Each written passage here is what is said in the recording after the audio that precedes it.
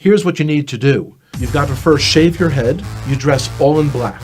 You've got to wear a white robe, eat only kosher foods. You've got to become a vegetarian. You face Jerusalem. You've got to face India when you pray. You pray only in Hebrew, and you grow a nice big beard. And if you do all of those outward cultural things, you'll discover the God of the universe.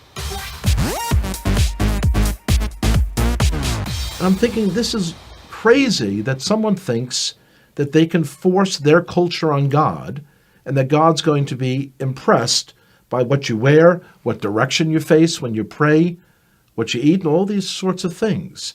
It seemed to me that if there was a God out there who could be known, he should be able to be recognized no matter where I face, no matter how I'm dressed, because he's God.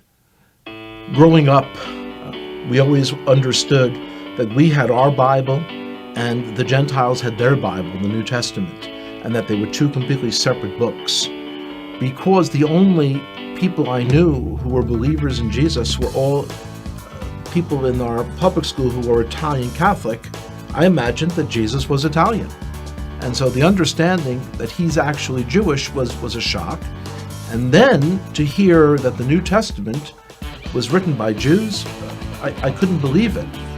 My expectation was that the New Testament was like my grandparents had told me. It was a book on how to persecute the Jews, and it's something you should stay away from.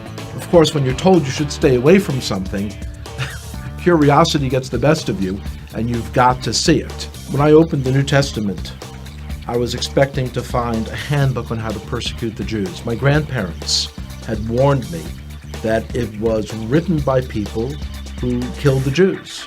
That's what I was expecting to see, and yet when I'm opening it, I'm reading a story written by Jews about Jewish people. The New Testament was a fascinating book. And so as I opened this book in the library, I kind of looked around, made sure that none of my friends had seen me taking a Christian Bible off the shelf. And I opened it. Here's the first sentence. It says, "This is the genealogy of Jesus the Messiah, the son of David, the son of Abraham." So 3 people are mentioned, and they're all Jewish. I was very shocked. And as I continued to read, I'm reading the story of a Jewish man who was born in a Jewish village, in a Jewish country, and one day walks into a synagogue and announces that he is the Messiah. The more I read the words of Jesus, the more I became attracted to him. It was as beautiful as anything I had ever read in any other part of the Bible.